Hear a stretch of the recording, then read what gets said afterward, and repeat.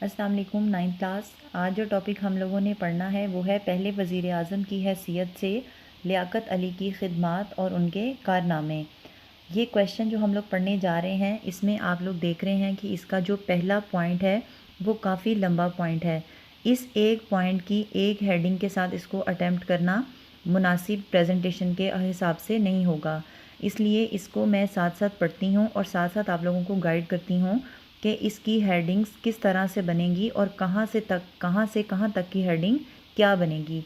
सबसे पहले जो लाइन लिखी हुई है वो ये है कि पाकिस्तान के पहले वज़ीर आज़म लियाकत अली ख़ान कायद आज़म मोहम्मद अली जिन्ना के दस्ते रास्त रहे, यानी उनके सबसे करीबी साथी या दायां हाथ या करीबी साथी का तौर पर हम इस दस्ते रास्त को यूज़ करते हैं कि जो बिल्कुल करीबी दोस्त होता है।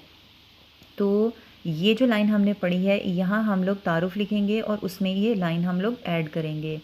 यहाँ के बाद जो नेक्स्ट पॉइंट हम लोग बनाएंगे इसकी हेडिंग होगी महाजरीन की आबादकारी।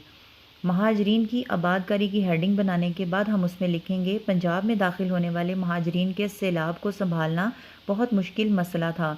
कायद आज़म रहमतुल्लाह अलैह की हदायत पर आपने पंजाब महाजिर कौंसिल के चेयरमैन की हैसियत से महाजरीन की आबादकारी और इन्हें ज़रूरियात ज़िंदगी की फ़राहमी के काम की निगरानी की। यहाँ तक जो मैंने पॉइंट पढ़ा है इसकी हेडिंग होगी महाजरीन की आबादकारी, और इसके अंदर एक MCQ भी है। वो ये MCQ भी पूछा जा सकता है कि लियाकत अली ख़ान ने किस हैसियत से महाजरीन की आबादकारी की थी, तो वो उनकी हैसियत क्या थी, पंजाब महाजिर कौंसिल के चेयरमैन थे। नेक्स्ट जो हम लाइन पढ़ना शुरू करेंगे यहाँ से एक नई हेडिंग बनेगी जिसका नाम होगा हिंदू मुस्लिम फसादात। क़याम पाकिस्तान के बाद भारत में मुसलमानों से सख्त नफ़रत के बायस हिंदू मुस्लिम फसादात मामूल बन चुके थे। आपने पंजाब में मुसलमानों का कत्लेआम रुकवाने के लिए पंडित जवाहर लाल नेहरू के साथ सरहदी इलाकों का दौरा किया और इंसानी खून बहाने की मकरूह हरकत से बाज रहने की अपील की। यहाँ पर हमारी जो हेडिंग हिंदू मुस्लिम फसादात थी उसकी डिटेल कंप्लीट हो गई। आगे जब मैं इसको पढ़ूंगी तो इसकी एक नई हेडिंग बनेगी और वो होगी कौम और हुकूमत की खिदमत। इंतज़ामी ढांचे की तश्कील, माशी ज़िंदगी की बहाली, बजट की तैयारी, कश्मीर की जंग, दाखिली इंतशार पर कंट्रोल और भारत की साजिशों के ख़िलाफ़ दिफा समेत तमाम दरपेश मसाइल में कायद आज़म रहमतुल्लाह अलैह कौम और हुकूमत की रहनुमाई करते थे, लेकिन इनके फ़ैसलों को अमली जामा पहनाने की ज़िम्मेदारी वज़ीर आज़म लियाकत अली ख़ान पर आयद थी। जैसा कि हमने लाइन नंबर 1 में पढ़ा था कि लियाकत अली ख़ान कायद आज़म के दस्ते राज थे, यानी जो करने वाला हाथ है वो, तो उनके हवाले से मशवरे देने वाले कायद आज़म थे, लेकिन उन चीज़ों के ऊपर अमल करवाने की ज़िम्मेदारी थी वो वज़ीर आज़म लियाकत अली ख़ान पर आयद होती है। इसके बाद जो नेक्स्ट पॉइंट हम लोग पढ़ेंगे इसकी हेडिंग हम बनाएंगे कायदे मिल्लत का खिताब। कायद आज़म रहमतुल्लाह अलैह की वफ़ात के बाद जब कौम के हौसले पस्त हो रहे थे और भारतीय क़यादत पाकिस्तान के ख़िलाफ़ मुसलसल साजिशें कर रही थी, तो ऐसे हालात में आप ही कौम के तर्जुमान और कायद थे और लियाकत अली ख़ान के अहद हुकूमत में माशी तरक्की के लिए भरपूर जिद्दोजहद शुरू की गई। आवाम को पाकिस्तानी मसनूआत के फ़रोग़ की तरगीब दी गई। तो यही वजह थी कि फिर कौम ने उन्हें कायदे मिल्लत का खिताब दिया। आप चाहें तो इस पॉइंट की हेडिंग कौम के तर्जुमान और कायद, ये हेडिंग भी आप इसकी बना सकते हैं, लेकिन ये उनकी वो खिदमात थी जो कायद आज़म की वफ़ात के बाद उन्होंने कौम के सामने पेश की कि फिर कौम ने उन्हें कायदे मिल्लत का खिताब दिया। नेक्स्ट पॉइंट की हेडिंग होगी करारदाद मकासिद। आपने 1949 में असम्बली से करारदाद मकासिद मंजूर करवाई और नए आइन की तैयारी के सिलसिले में बुनियादी असूलों की कमेटी बनाई, और ये लियाकत अली ख़ान की बहुत बड़ी खिदमत थी जो उन्होंने पाकिस्तान की थी।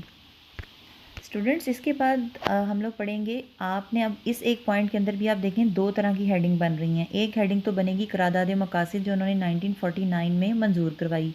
दूसरी हेडिंग हम इसी पॉइंट के अंदर से बनाएंगे, वो है अमेरिका का दौरा। आपने 1950 में अमेरिका का दौरा किया और अपनी तकरीरों में अमेरिका के अवाम और कायदीन को क़याम पाकिस्तान के पस मंज़र से आगाह किया। आपने अमेरिकी क़यादत को पाकिस्तान की दिफाई ज़रूरियात पूरी करने पर भी आमादा करने की भरपूर कोशिश की।